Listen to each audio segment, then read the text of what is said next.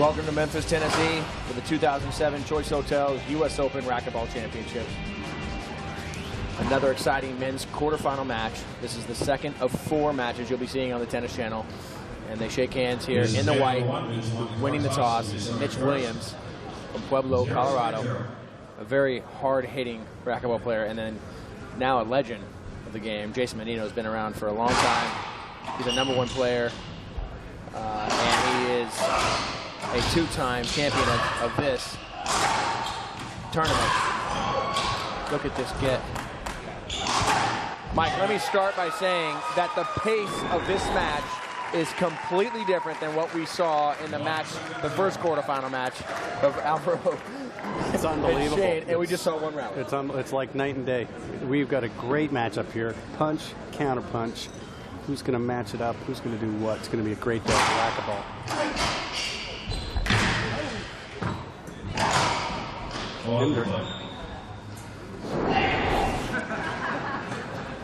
You can tell by Jason, first of all, going with the shirtless look today, and or sleeveless. Yeah, sorry, not shirtless. We don't want him to take his entire shirt off. Thank you very much. And he's noticeably bigger than he was at this time last year. Bigger in a good way. Yeah, absolutely. Fitness-wise. Stronger, looking stronger through the shoulders, stronger through the back, and must have felt like he needed that to give him a little more upper body strength for deep in the court shots.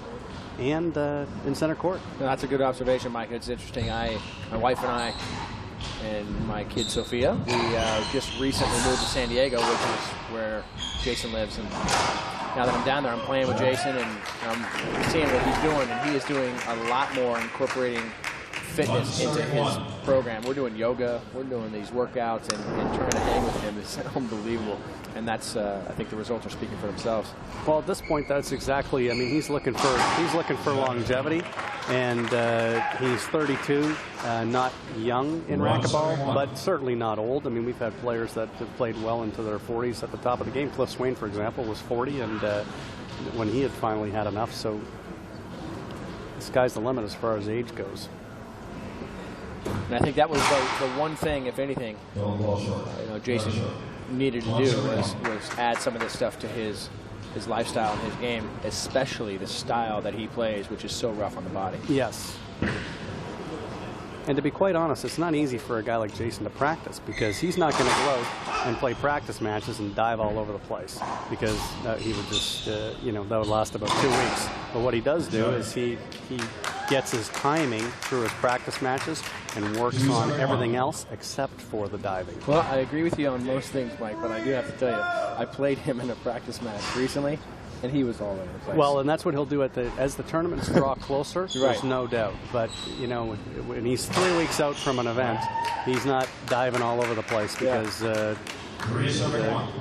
body just can't handle that. Right. Although I have to say, he's been the one player that's been able to bounce back. He'll play a 3-hour match and must have some secret potion that he goes to, because it's really not normal to be able to bounce back the way he can. Great shot there by Mitch Williams. I think a true test for him, if he's such a big hitter, will be if he is able to take a little bit of pace off and get some control. He's just such a big hitter, and he relies on that power game. He relies on all that heat, because that's his biggest weapon. Everybody knows Mitch is one of the harder hitters out there, but you got to remember who you're playing. Playing a guy named Jason Mannino, who has played all the hardest hitting players that are on this tour, from the Cliff Swain's his entire career to Kane Watalincha, to all these players that just took summers at him. Mitch putting a little bit of heat on him is not going to be frazzling to Jason Mannino. No, he's not. And you know what? He's still well into his prime, and he is not going to be worried about a guy like Mitch until Mitch can establish the fact that he can hit 6 or 7 drive serves in a row, not 1 every 3. And that's the challenge in this match for Mitch. As soon as already he's gone away from the drive serve, and that's a bad sign for him. That's a great call by Jason Thorner. Not every ref is going to catch that.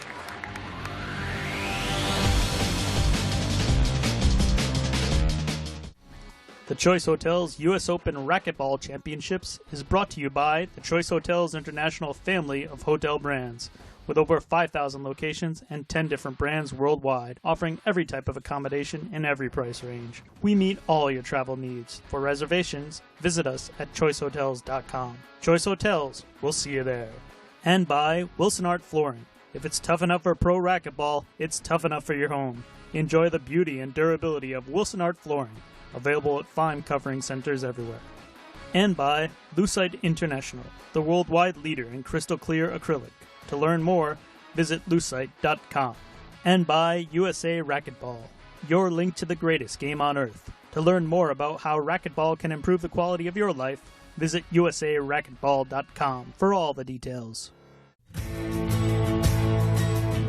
It was almost 50 years ago when Danny Thomas had a dream of creating a unique research hospital devoted to curing catastrophic diseases in children. More than just a treatment facility, this would be a research center for children from all parts of the world. St. Jude's Children's Research Hospital has always played a big part in the sport of racquetball. Every year since the US Open began here in Memphis, the players take time out to go over and visit these children. The Choice Hotels US Open Racquetball Championships has donated now over $100,000 to St. Jude's.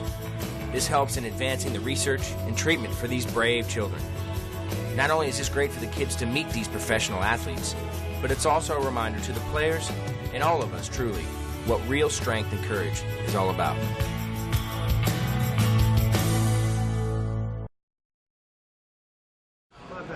Welcome back. Still 2-3.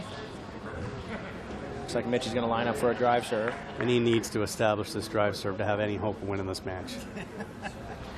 That's not establishing anything. Yeah, that's not a good serve. One of the other things, a rule of racquetball that not a lot of people pay attention to, but it's good to watch with a guy like Mitch with his big drive serve, is the foot fault. And his foot has to be touching some part of that front line, and we'll see him we'll talk about it again when we see him set up for a drive serve. But we've watched a few matches at this pro level where Mitch has been thrown off his entire game plan because every one of these drive serves has been called a foot fault, especially with a sideline judge now being able to look at that.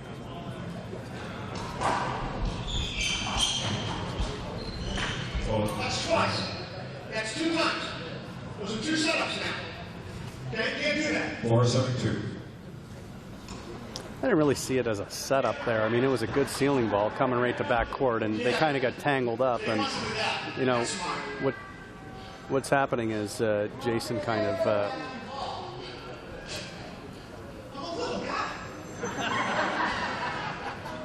Jason wanted that shot, which is the bottom line.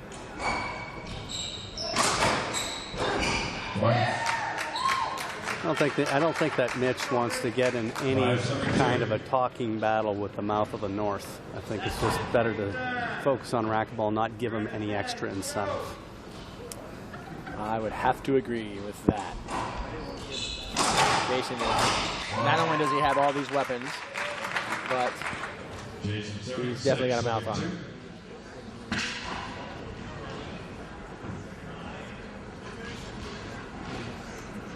Game 1, 6-2, Jason Mannino.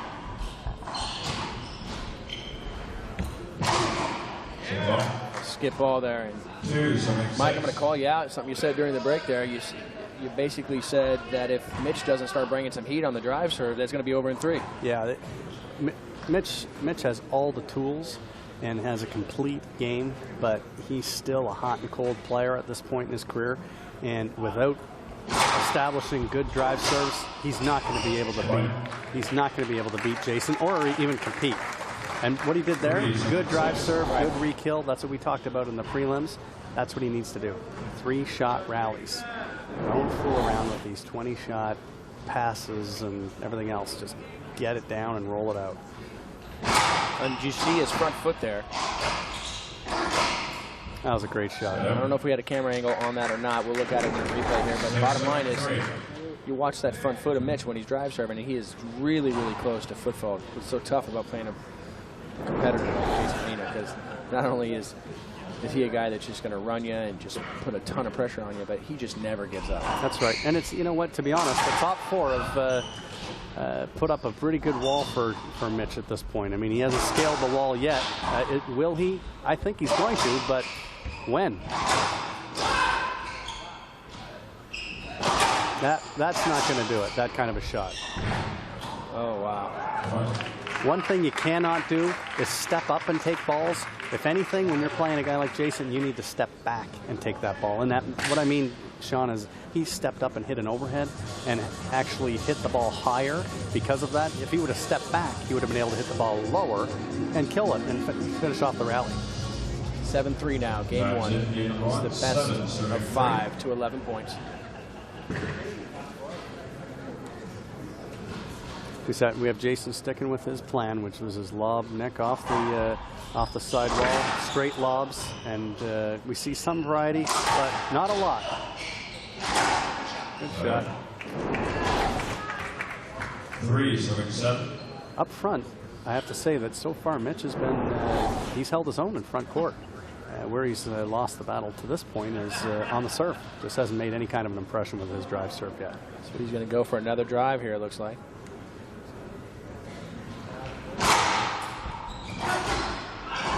Good shot. Nice Tough. shot.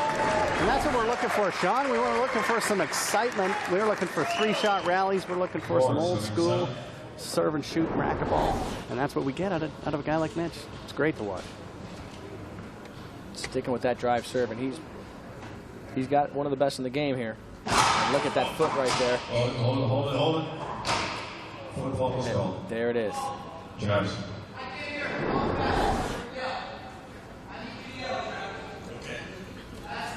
7-4. Little banter from both players. A little bad miss there by Mitch. Good mix of serve there by Jason.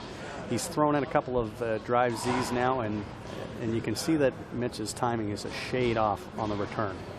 Everything that the knuckleballer is after. Another miss, but that's a great serve. Yeah.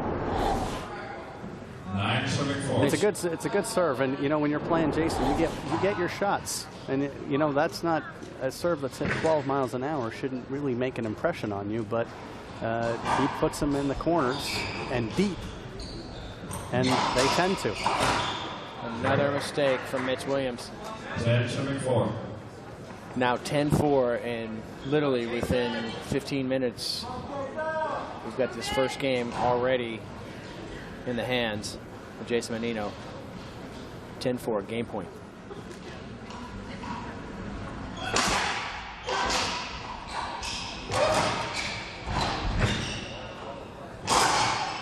And there it is, game one in the can. Jason Mannino comes out firing, and you had to expect that coming.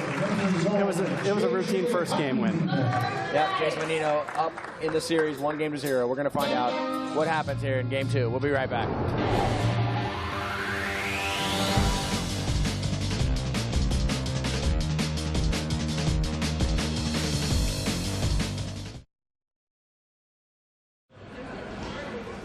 Mitch has got to come out firing. I mean, to try to slow the pace down. I mean, what do you do? The bottom line, what do you do against Jason? He's got to make an impression with his drive serve, and after that just plays solid racquetball. To be quite honest, he got beat 11-4, but he got beat that game on his own returns. His returns were very weak, and they've got to be a lot better.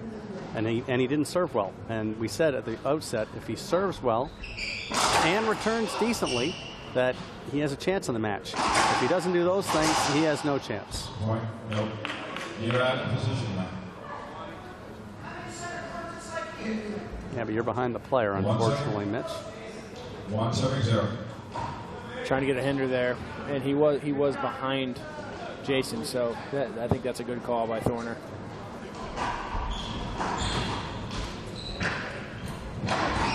Right now he's making it look very easy, and against a player that it shouldn't be this easy.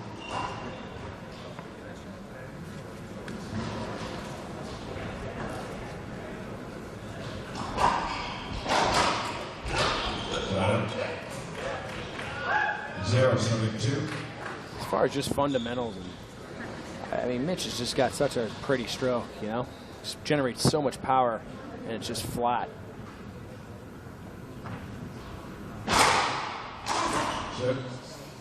He got lucky with that one. He did. And every drive serve he's hit has hit the side wall. He is yet to find the angle to hit a ball that comes straight off the front wall and hits the back wall first before the side wall. He hasn't done that yet in the match. There's a good serve. That's the first one. That's the first one, and that one was perfect. And that was, I know Jason was looking for a short serve. It wasn't short. It was about 6 inches over the line, and exactly what he needs to do to get back in the match. And you can see him staying down more on these. His last 3 serves, head still, and getting what he needs. Yeah, that running to cover is a mistake, Sean. Right. Don't run to cover. That's not a dead duck setup by any stretch, and he should be playing an honest center court there. Yeah, you see a lot of players try to go for that anticipation and just get up there, try to cover a splat because you think that's automatically what they're going to hit. But like you said, it's much more likely that you're going to stay in the rally if you stay true to your center court position. No doubt about it. And here's the other thing about what Mitch is doing on the drive serve, or on the return of his serve. When Jason hits it to the forehand, when he punch lobs over to the left, Mitch is hitting it kind of off his back foot, and Jason's very wary of that. And you, like there, right there, he was left foot, then right foot, instead of going the other way around, right, left, right. And if he doesn't go in that sequence, he'll be forced to hit the ball off his back foot. 2-7-3. Mitch right in this one, 2-3. See if he sticks with that heat. That's definitely his weapon. He's got to keep bringing that heat to Jason.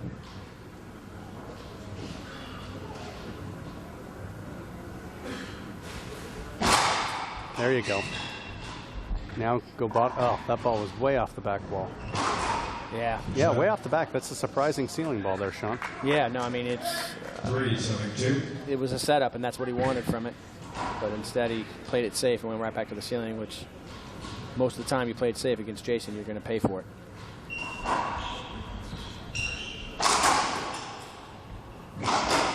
Shot.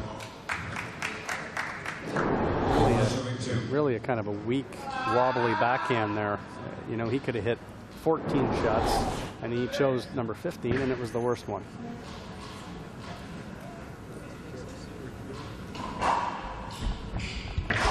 That's tough. Oh, man. There's a crowd pleaser. And that's a good example for all you racquetball players at home or just getting started.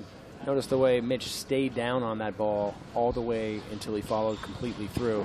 You see a lot of players, especially at the lower levels and the amateurs, will go and they'll bend their knees as they're approaching the ball, but then right as they're making contact, they just lift up, especially in shots like that where they're stuck in the back. Mitch just did a great job staying down on that. Definitely. 3-7-4. Here's the other thing about being a power player. It's great to be a power player, but power without control is useless. And the other thing, if you can throw in some variety, there's three bounces. Great serving, an excellent mix. But if you can throw in some variety and not pound every ball and hit some cut shots, which already Mitch has been doing, you can hang with these guys. Speaking of hanging, it's all tied up here, 4-piece. And these serves have been great. That's an unbelievable return of serve right there. But the serve right before that, if I can comment on that, Mike, really, really tough to do in the sport of racquetball with the dimensions of the court, as you mentioned. This the short line being right there where Jason's right foot is.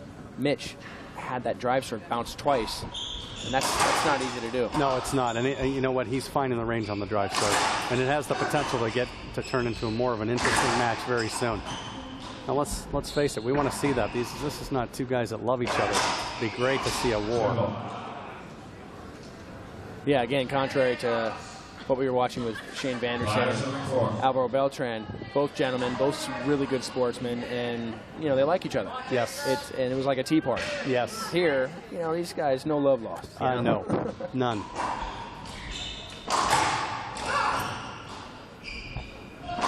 There you go. And that shot right there is what he needs to do more of. First shot, down the line. Second shot, side front. And that sequence will win him more rallies. If he sticks with just pound, pound, pound, well, Jason will be all over it. Again, with the drive serve, it wasn't a very good one. Like you said, Mike, it was coming off the side wall. It's kind of a setup, but he got away with it. All tied up, 5 apiece. Mitch is finding the range, and he's flattening out some balls here. You know, if he can win this game, we'll have a match. He can't go down 2-0. This is not one of those situations where he can go down 2-0 and win in 5. That won't happen. Good shot. Here's the thing that Mitch is doing. He's changing his rhythm when he changes his serve. And Jason was staying home on that one. He knew what serve Mitch was hitting before Mitch even wound up to hit it. Skip ball. Point. Ooh. Ooh. Wow. 6, serving 5. Ooh. Interesting. Okay. We didn't see in the booth the same thing that what was seen by the players or the ref. Oh, wow. Again, not necessary to dive. The ball was at his chest in center court, and I don't want to say he panics. I just think that that's his first tendency, is to feel like he needs to dive. And, you know, it's going to cost you some points, and it did there. We're going to take a break to commercial here, but when we get back, more exciting racquetball here at the Racquet Club of Memphis.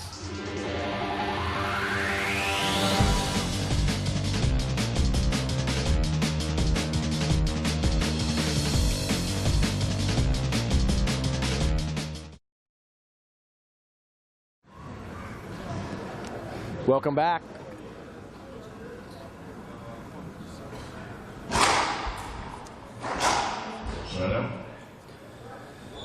Excellent return by Jason.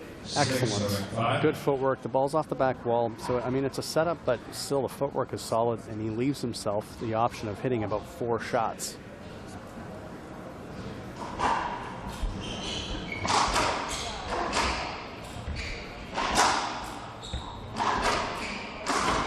Nice shot.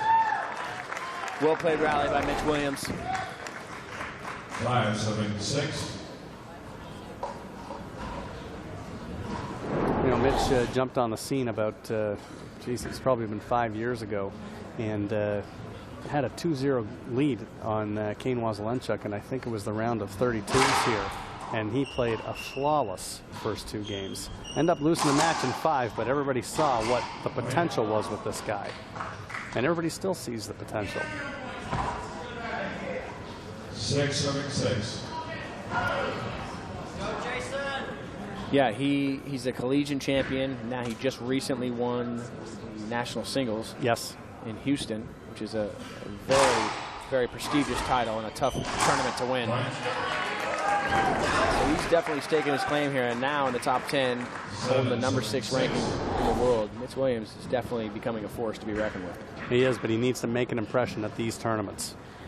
He needs to make an impression at this tournament and not make it be, we'll see you next year. The thing that Mitch probably hasn't realized yet is that hitting the same exact serve you've just hit is not going to cut it when you're playing a guy like Jason. If you hit a Z serve and you've got a point, this is one of those instances where you don't want to go back to it. Good shot. You know what? Jason's kind of in a bit of a downward spiral in this game. I mean, he's only down 1 point, but you can see his mind wandering a little bit out there.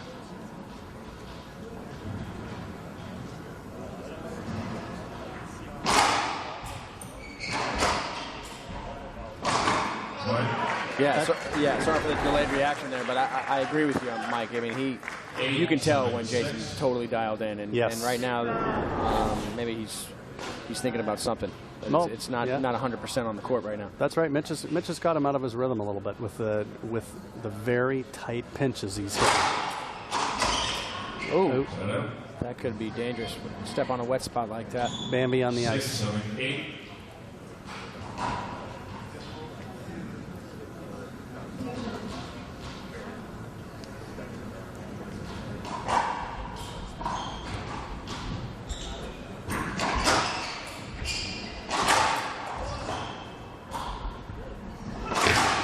Man, that's a huge swing. It sure is. Yikes. Big miss right there. 7, 8. Jason with the habitual routine before his serve. Has been doing that for years. Couple bounces, touches his foot on that dotted line, walks to the front of the court, hits the ball around. Been doing that forever, huh, Mike? It's been a lot of years. Two bad misses there, back-to-back by Mitch. One a forehand, one a backhand. Can't afford that right now. This is crunch time in this match. He needs the second game. Interesting change of events here. You see Mitch starting to lose the focus, and Jason starting to dial in a little bit more. Yep. But here's the thing. Mitch right now, he's dictating play. It's 8-8, but he has totally controlled the second game.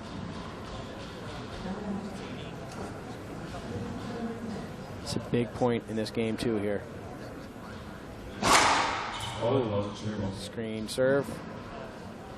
Classic setup by Mitch of a power player with the high left elbow. Gives him extra leverage, and he's great hip movement through the ball.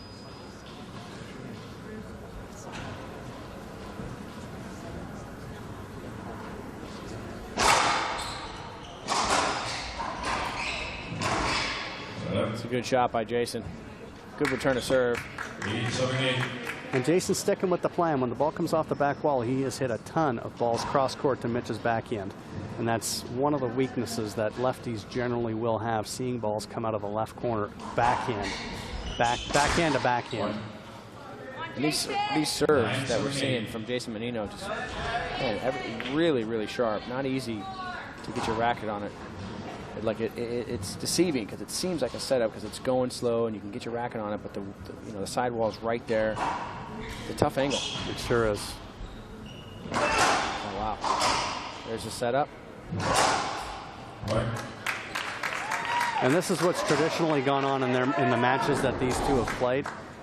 Once it tightens up, Jason puts the hammer down and Mitch misses shots. To Jason's credit, Mike, it seems like Jason does that with most of his opponents. When it's tight, he always seems to be the guy that squeaks ahead a little. Is that Kane Wazelinchuk just walking in the building? Well, the king is back.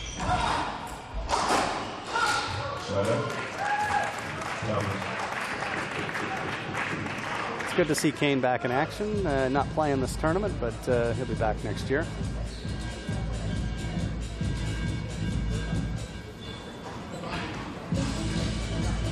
See if we can talk him into getting up here and chatting with us. I would love to talk to him. We've got a couple questions for that guy. Yeah.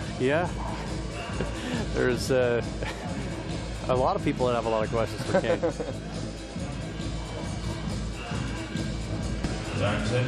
Well, just to put it out there, Mike, I would say now is the time for Mitch. You better do it here. This is it. He needs 2 points to square up the 10-10 and then find a way to get back in this game. There's one. He's going to have to drive serve and not a Z. I don't think Jason's going to make another weak return like that. That's a bad mistake. I don't expect he'll make 2 in a row.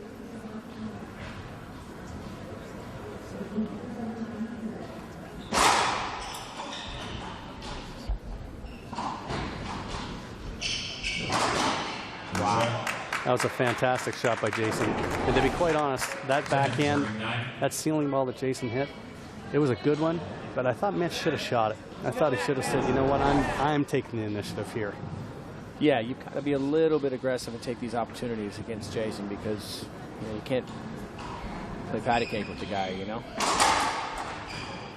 And here it is, game point. Wow. Great get and smart play by Jason Mannino. And it's it, 2-0 in the series. Jason Mannino doing what we would expect he would do, and commanding lead here in this men's pro quarterfinal. We'll be right back.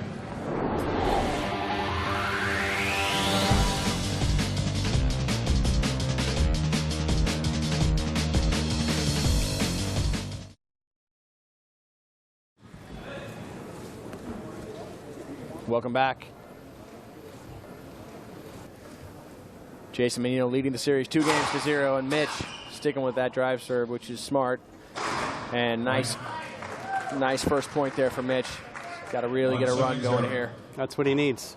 And here's the thing. If he can run 3 or 4 or 5, he can actually get back in this match and at least get one game. And once you get one game, then maybe Jason will tighten up. I doubt it, but maybe. Yeah, it's a tall order. Jason's just, oh my goodness, what a get.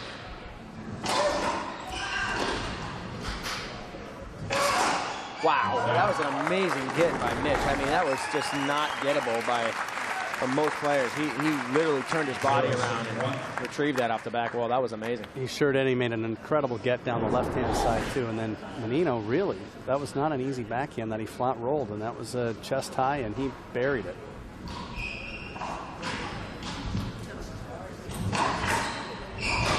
Oops. Slipping all over the place. The court is wet. Mitch frustrated with that.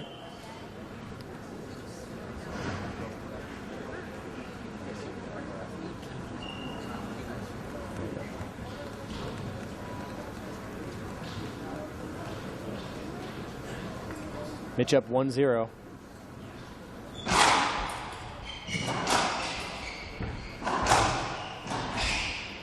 Good shot. Jason's rock solid in center court. Yeah, you know, that serve is a jam serve, and that's a good serve against most players. But again, Jason being so good with his control and ability to stay with the ball, set his feet, keep his head down, all these fundamentals, it's not necessarily the greatest serve against Jason. Well, you know, he didn't bury it, but he hit a good solid shot. Ball out of court on the sidewall there, replay. And he didn't bury it, but if you're going to have Jason spin, I'd rather have him spin to the backhand than spin to the forehand. The forehand, he's got a little tighter stroke. And on the backhand, it's not as tight. And that's what Mitch was after. He went for the wrap around Jason to the backhand. And it's good if you've established the drive to both sides. Point. 171. Mitch screaming at himself, trying to fire himself up.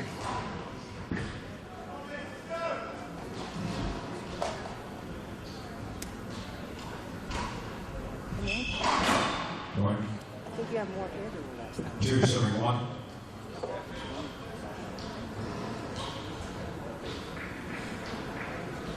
Welcome back to the planet.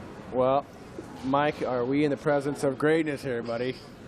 Kane Wazelenchuk joins us in the booth here. No, I just did say the king is back, as a matter of fact. Point.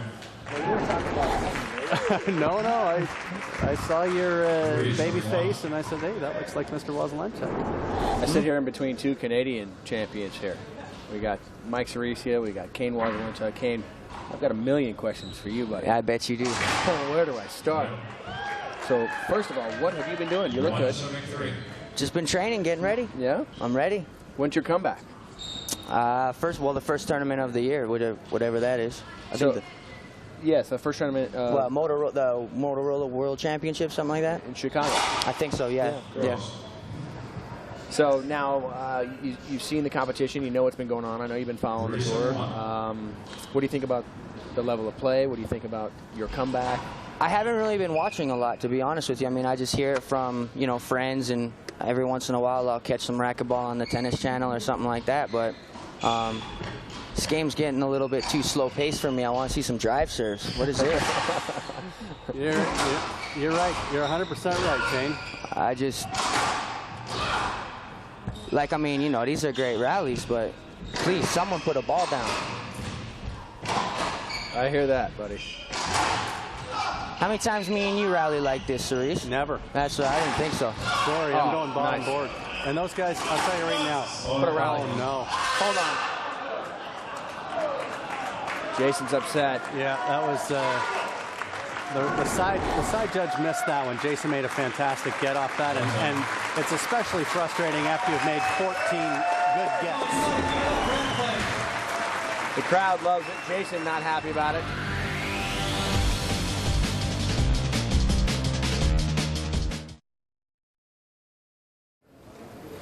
Welcome back. You know what, Kane? We were just talking about Mitch and a match he played against you about 5 or 6 years ago, and he was up 2 games to love. I believe that was in the round of 32s, and you came back and won the next 3 games easily. But he has the game to challenge everybody. You know, from the very start of when I think the first time I played or I saw Mitch play was in North Carolina, a long, long time ago, one of my first years on tour. And I mean, just his game style, you know, it's just, he has a great game style. His power, I mean, you know, he can usually put the ball down. He, you know, usually. That's a good one there. Yeah. The problem is that he's just so streaky, and really his game is complete. The only problem is up in his head, you know. Yes. And that's what happened in the match when I played him. You know, I mean, it was probably, besides when I was down 2-0 against Derek, you know, he put me 2 games down like in 15 minutes. He couldn't miss anything, and then all of a sudden we got like 5-5 in the third, and he couldn't even hit the front wall. That's you know. Right. And so I think it's more mental to him, and I think that, you know, if he gets a couple of big wins, and I mean winning the nationals, you know, I mean that's huge, you know. So speaking of mental toughness, Kane, you know, one of the things that makes a player great is all the tournament experience. How do you prepare now for your comeback without being on the tour and having the experience of playing these last couple of years? I mean, I just go out and just practice. I mean, there's nothing I got to work for or anything. I mean, you know, really the biggest adjustment that I'm going to have to make is the speed of the ball. You know, that's really, you know, that's really the biggest thing. I mean, even when I first came on tour, you know, I was playing, you know, A players, and I mean, I wasn't playing open players. I was just playing someone that could, you know, punish me if I left the ball up, could get some balls, and, you know, just rally. That's really all I need, you know. So really, when I come back, it's nothing new from, you know, when I first started playing again. I mean, that's the way I kind of look at it, is that, you know, I'm a rookie again and I got to work my way back up again, you know.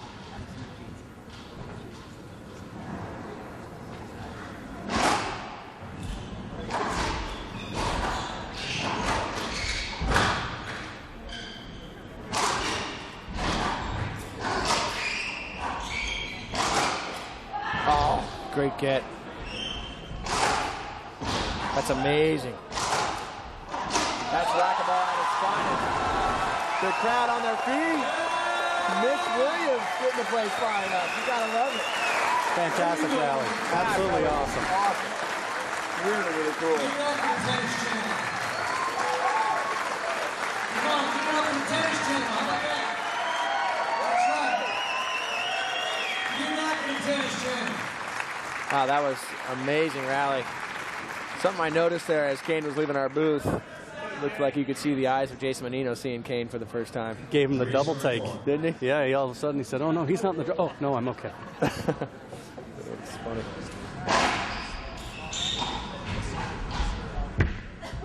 It seems like Mitch has made more amazing shots. He's had more incredible rallies that have gone his way, but then you look at the scoreboard and Jason's winning. Yep, and handily. Yeah.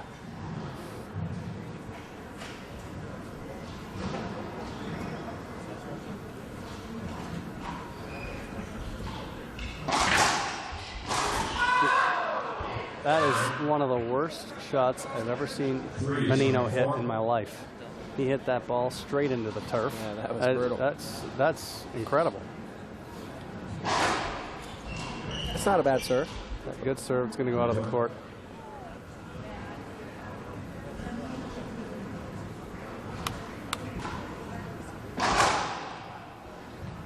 And in racquetball, Sean, when the ball goes out of the court, we bring a new ball into play.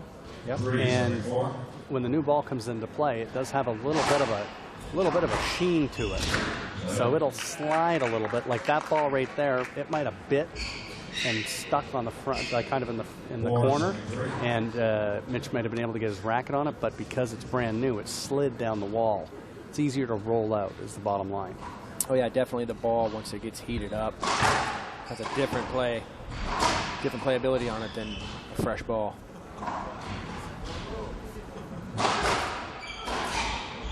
Nice get. Touch shot though. Yeah. See, that's one thing about Mitch's game that would be really good, and that's one thing. You know, we just talked to Kane, and he was probably the best ever at changing the pace of the game. And Swain was one of the ones that really rung in that era where he would blast the ball 190 miles an hour and then hit a touch shot. Well, Kane, he could touch balls from any angle, any height, and he would get a setup off the back wall and touch it in. And that's what, would add an excellent variety if Mitch could do that. It would really help his game. Yeah, most power players just kind of have that going for them. It's Yes. just that huge swing, but not so much the finesse. Yes. Chris Crowder is another player that I think Yes. of who could really use that in his game.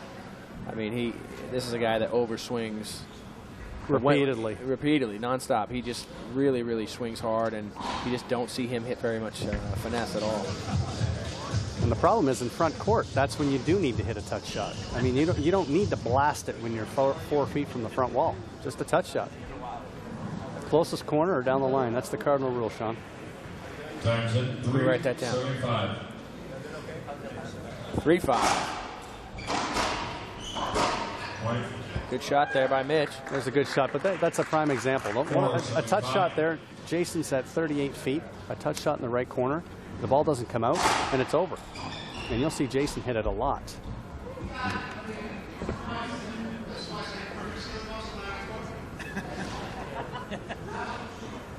I have to say that it's hard to get the last word in on Jason. Oh, yeah. You could hang up the phone on him, and he'd still be talking and feel like he got the last word in him. Yeah. It's a tough kind of battle. Look at him. Still going. 4:75.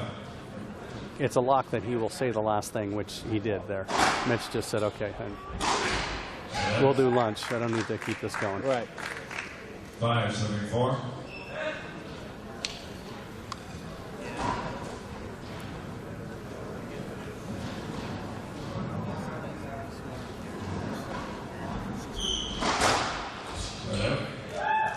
Yeah, everybody wonders what the deal is with Jason. With how does he get to so many balls? He closes on the ball better than anybody that's ever played the game, and he reminds me of a very young Ruben Gonzalez. And I wonder why that is. Maybe not young, but yeah, I mean, he certainly, Ruben certainly had his part with Jason's upbringing. Sure.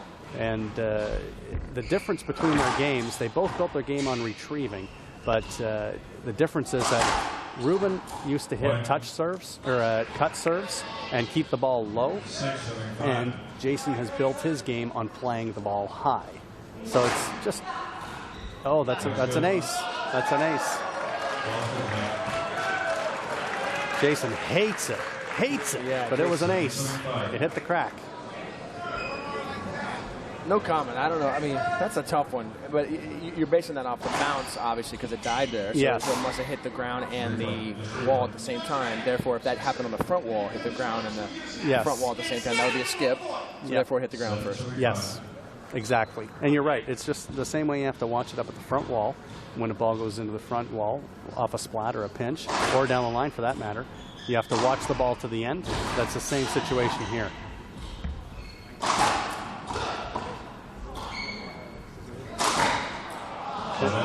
And that's a prime example right there where Mitch just need to hit that ball side front. He doesn't need to hit that ball 290 down the line. Right. Because Jason's playing center field.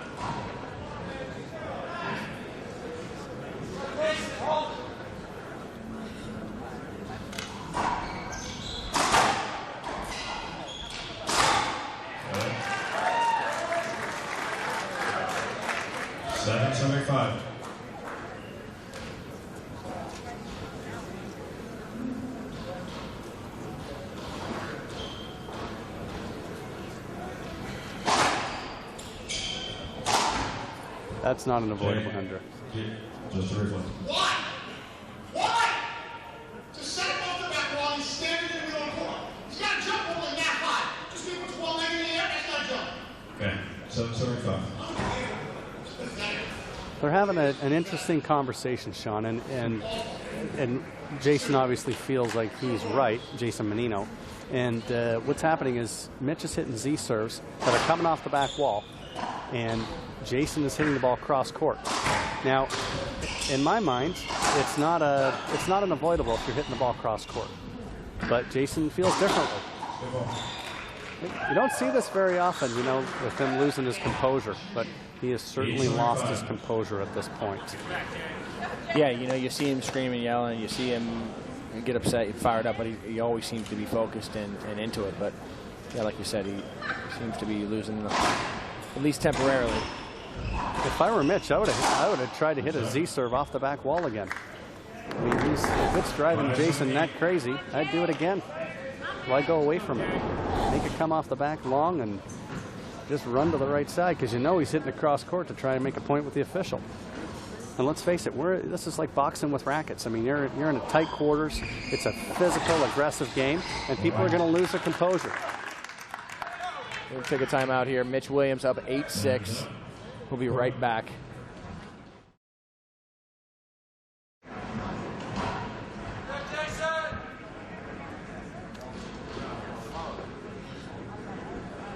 Welcome back. Jason Mannino and Jason Thorner go at it with a little bit of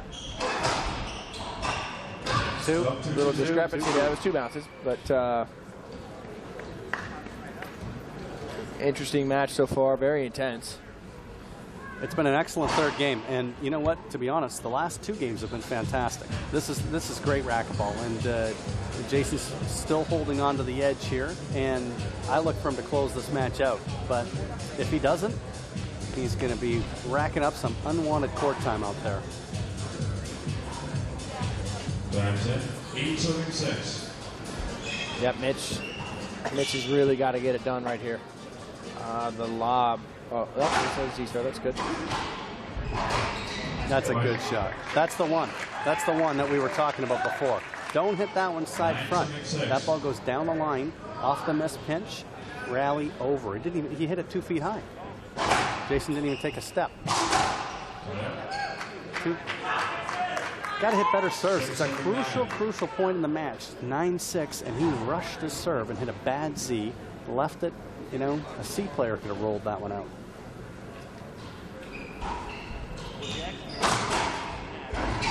Are you kidding me? I don't even know what he did there. I mean, it was the under leg loop-to-loop. I mean, he took a swing at it. Flat roll. That's unbelievable. Between the legs. That'll make the highlight reel.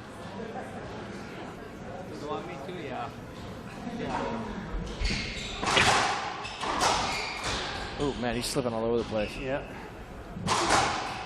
Just get. He's got to stay back. Don't run forward here. Good shot by Jason there. Good mix-up. He had 2 balls to force Mitch back and then buried the pinch. But you know what? 9-6. 2 seconds ago he was up 9-6. Now it's 9-8. Yeah, that's Mannino for you. Yeah, absolutely. Just picking away at the scab. Look at that. 3 excellent shots in a row by Jason, and 3 not bad shots by Mitch. And all of a sudden, ding dong, 9-9. Yeah, it's incredible. This is where we were in the second game, and this is ultimately where Mitch will be measured when he plays these guys. 9-9 in the second game, 9-9 in the third game. Obviously, there's not much between the 2 players. He has to find a way to get it done, and most of the time it takes intestinal fortitude when it comes to this point in the match. Oh, absolutely. Yeah, the body language of Mitch right now, you can see the look on his face. He just kind of looks defeated. And I want to see that same look on his face that he had when he first came out, that first rally, those first few rallies. He just had that look on his face, like, I'm going to beat this guy. Yeah. And he's got to keep that. That was an excellent return. Now he's got to bury the pinch. And that worked out well, too. That worked out well. It was a great shot. It was a total pinch situation there. He had Jason on his other side. All he'd do was bury the pinch and rally over. He went with down the line, and we talked about it before. You don't get beat up too often when you go down the line. Yeah, it's complicated, but not that complicated. Yeah, of the shots in racquetball, you gotta. Let's say you put one at the top of the list. Like, what's the best shot you can hit in racquetball? I mean, down the line just seems to be in the textbook one of the best shots you can hit. It's always the safest. No question. Oh, did he get away with a terrible serve there? Jason got antsy. It kind of got deep and looked like it hit the door, or was going to hit the door. And Mitch really playing quick. Oh, he got a break. And he made it happen. He got a break. He got 2 breaks. And Mannino not needing to lose that game at all. I mean, all of a sudden, boom, 9-9, 11-9. Great finish to the game by Mitch. Yeah, I mean, it was unbelievable. You see what Mitch was doing. He was moving quick. He was going up there for quick serves. He wasn't taking his time. I think that ended up working out for him. Jason ended up rushing a couple of those shots, and it worked out in Mitch's favor. Smart move by Mitch Williams, and here we are now going into game 4. Jason leading the series 2-1. We'll be right back.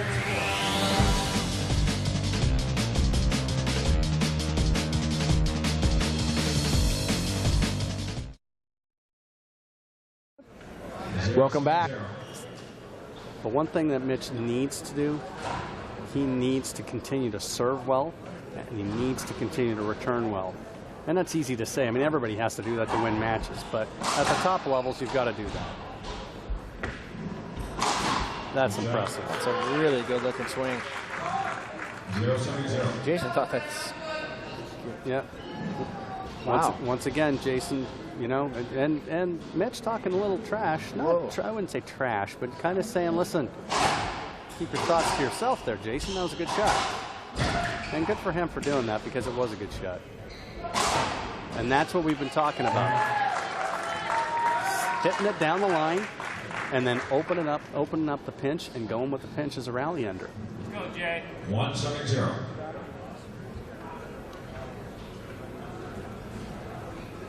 You know, Jason Thorner, our referee, is actually in the quarterfinal match, and we're going to see him on the Tennis Channel here, also playing in a quarterfinal match.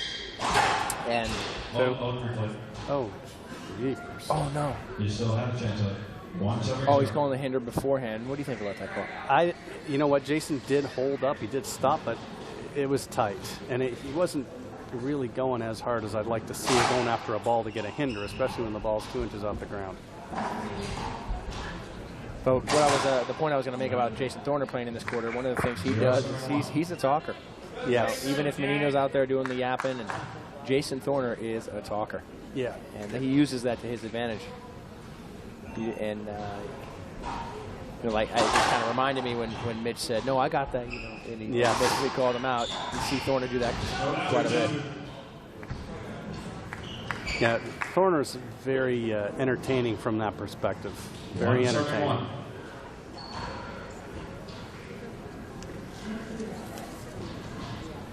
And Thorner will be matching up against the #1 player in the world, Jack Hughes. So that makes it even more interesting and entertaining. He's been running into Jack a lot this year, and the results haven't been very favorable for Mr. Thorner. He's got a great game, but you know, when you're facing the top dog, it's tough. Anything can happen on these Grand Slam stadium courts, though. Yep, sure can. There's another spectacular get. Incredible. Yep, and a good angle there by Jason. Jason did a very interesting thing there. He kind of closed his stance, made it look like he was going to hit, he closed his left foot, looked like he was going to hit it down the line or a pinch, and then cut it around Mitch for a forehand pass. Who says there's no spin in racquetball? That was 2. Oh, wow. Pinch. Pinch. See, Jason's just playing center field. Pinch. No. Oh. Okay, so let me ask you this. Do you adjust your calls, your judgment calls, based on the person that's playing? Oh, there's no question about it. Some people, no question, they're not going to get that ball. People like Jason Mannino have proven that they get balls like that. So the same call that you would make against somebody who doesn't dive as much as Jay, doesn't retrieve as much as Jay, you got to give them the benefit of the doubt. Yes. The issue there was when you staple the ball to the side wall, there has to be some discretion with the referee to understand the players and what they can do. And also, if you staple the ball to the side wall, you deserve the point. And in that case, I don't think throwing out a hinder to Jason just because he might have got his racket on it would have been the right call. I believe that's fair. We've got a timeout on the floor. We're going to take a timeout ourselves. When we get back, more racquetball action.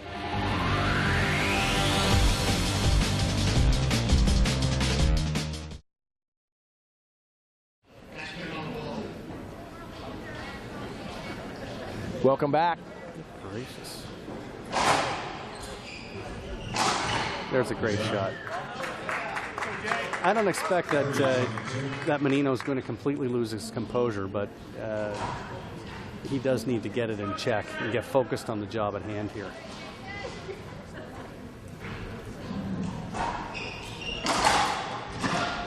That's a thunderbolt. Jason looks a little fatigued right now. I have to say, I think he looks, you know what, not physically, but mentally. He looks a little stale. You know, he just doesn't seem as crisp as he should. Yeah, no, I agree with you there. Fatigue, though? Mental fatigue. Okay, there you go. Yeah, I'm not, physically, I've not seen him lose matches physically fatigued, but mentally I think he is there right now. He's looking around. He's shaking his head. Shaking his head. He's antsy. He's been frustrated during rallies.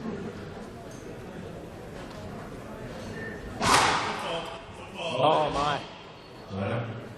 Side referee involved in the match, calling a foot fault, and that's a bummer for Mitch. That's a toughie. Just a bummer. It's early in the fourth game, but you know, throwing points away is never fun. And then a fortunate serve there. Yeah, fortunate bounce. 14-mile-an-hour lob nick to the backhand, punch lob, and cracks out. Good draw weight.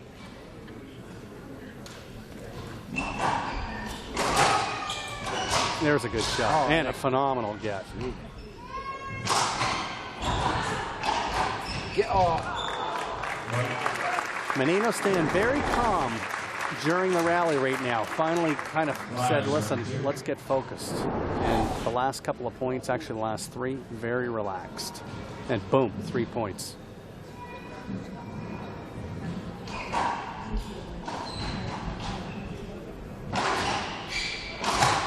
Not a very smart shot by Mannino there. No. 275.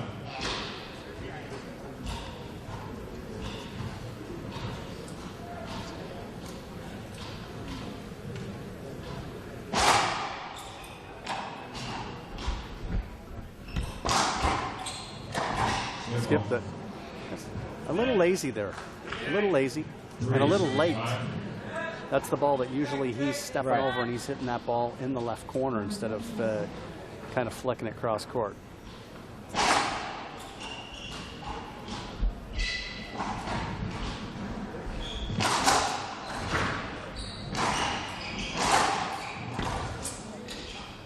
Pinch. Ugh.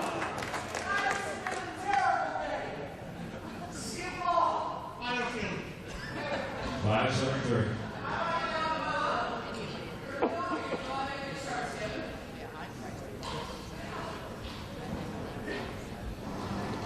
Well, now we got Mitch's thoughts on the match. 5-3. Jason with that half lob.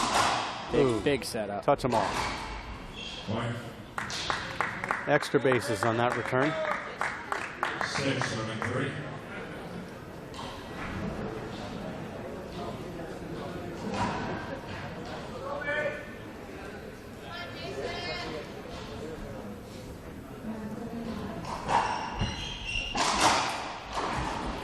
Yeah, see, that's not a good serve, and Mitch needs to take advantage of those. And Time out. that's a good call. He's going to take it, too. 7-3, game 4.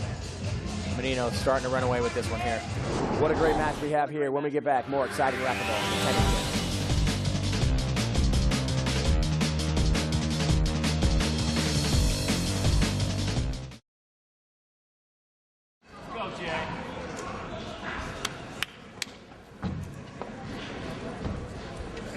Welcome back. 7-3. We talk about the clutch points in a match and the big ones. Oh, and that's a big skip, Mike. Yeah. That's a turf burner. And you know what? It's from 3-2 or 4-3 or whatever it was, 5 quick points. And now it looks like it's just about over. Point. 973. 9-3 now, 2 points away from the match. Jason would be advancing to the semifinals. Play the winner of Rocky and Hawthorne. Point.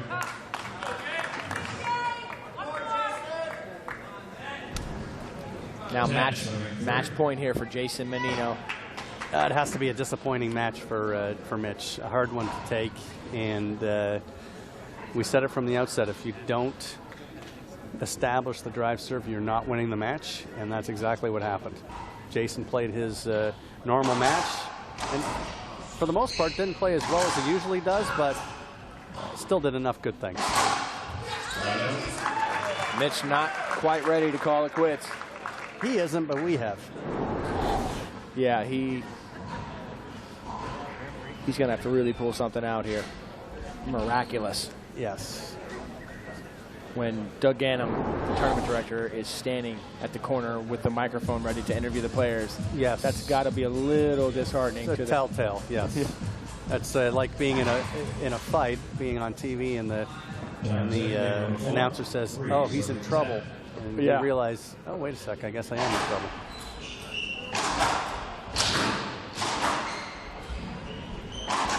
We know he can blast balls. He's got to win the short rally. He's got to win the rallies up front. Maybe playing a little bit of squash, or just grabbing a short racket and practicing. Don't even leave the front 20 feet of the court. Yeah, Huzak does that quite a bit. He plays squash. A lot of the top players have played a lot of squash. Yellen, definitely Jason plays squash. Yep.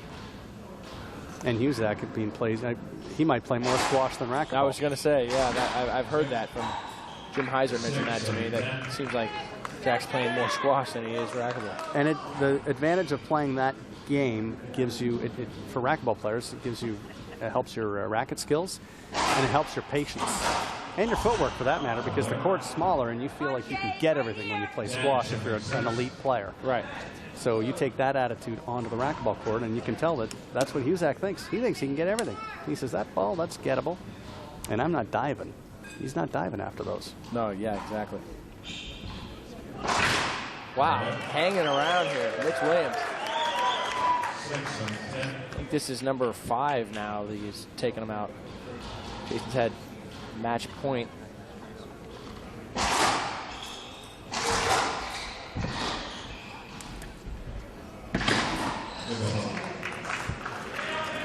That was kind of unbelievable.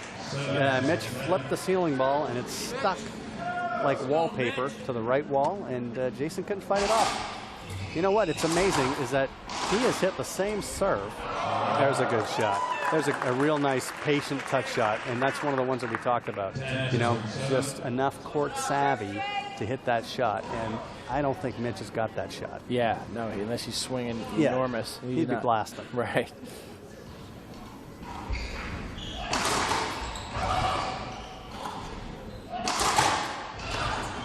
This is it.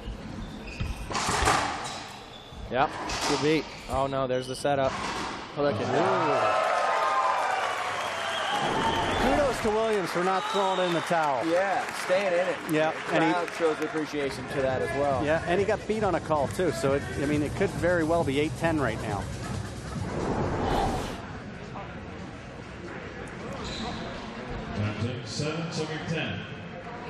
Seven, 7-10. Skip ball, look at this. 8-10 now. This would just be absolutely crazy if Mitch somehow finds a way to win this. It'd be, he dives for the serve. And a skip ball.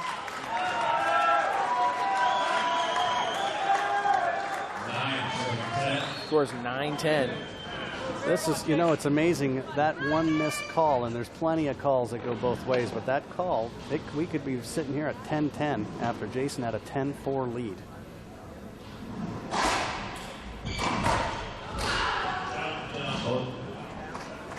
And that's the shot that we thought he would be going to early, but he got stuck hitting side fronts.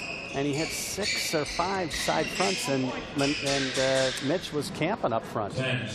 He finally went straight in and sided him out.